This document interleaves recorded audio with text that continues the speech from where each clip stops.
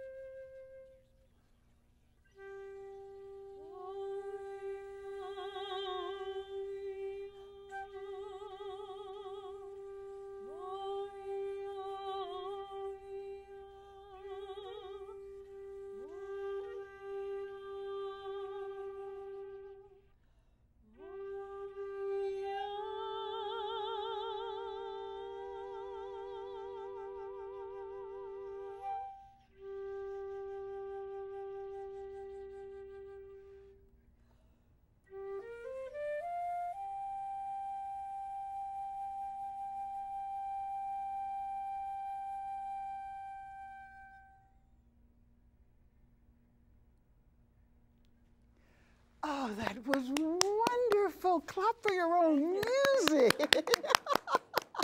Please come join us. Oh, my gosh. That was an incredible piece. Thank you. How long did it take you to compose it? Well, actually, the first part I wrote separate from the second part, but the situation came up that we needed the second part, and so these things work together very well. So first I have the Phantom Breeze, and then we go into It Was the Wind. Oh, I can feel the wind. Good. Really, I can sense it. I can sense it. They are both wind instruments. Truly, and both beautifully played. Thank you. Both of you. I mean, just who was your inspiration? I mean, what made you decide to become a composer? As a child, I think, you know, Leonard Bernstein was a real My big. favorite. I guess I'm of that age with his, you know, with his young people's concerts. I was very young when, you know, in the 1960s, and I heard him doing the Bartók Concerto for Orchestra and the Strauss Zarathustra, and he just had such a way of explaining things that made you want to run to the piano right afterwards and try them out yourself, you know, and then. Maybe I wasn't making quite the sounds, but... But yeah, you finally came up with it. Yes. That's for sure. What's your background? What was your training? I grew up in a very small town in Iowa, and I went to school out there, but then I came to Philadelphia to the University of Pennsylvania. I studied with George Crumb and George Rockberg, and then I came to New York. I did some study at the City University with Mario Davidovsky. And I've been here in New York ever since. So I'm a native New Yorker now.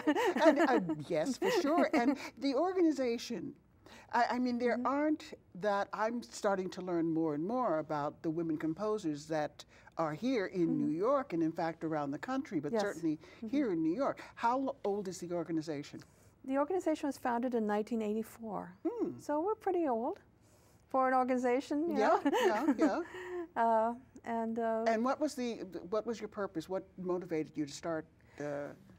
Well, there has always been an inequity between, you know, the performance opportunities for women and for men. Do you you believe that? And there are some national organizations and some international organizations, but the people who founded New York Women Composers felt that a grassroots organization based in New York, and well, with, you know, we are also in New York State, Connecticut, New Jersey, the tri-state area.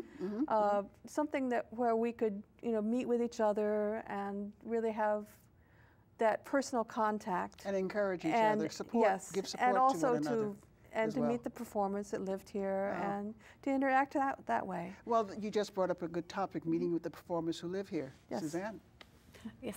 I do live here. I live in Brooklyn. Welcome to the show. You live here in Manhattan? No, in Park Slope in Brooklyn. Oh, wonderful area. Yeah. Wonderful area.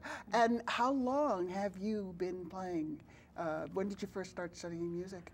I started with the piano when I think I was about 6, and I was one of those terrible, terrible piano students. I practiced at my lessons, and that was it.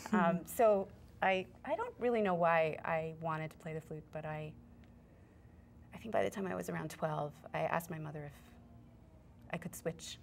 And I started studying flute. I wasn't a great flute student either until I got to college. But where did you go to college? I went to Sarah Lawrence.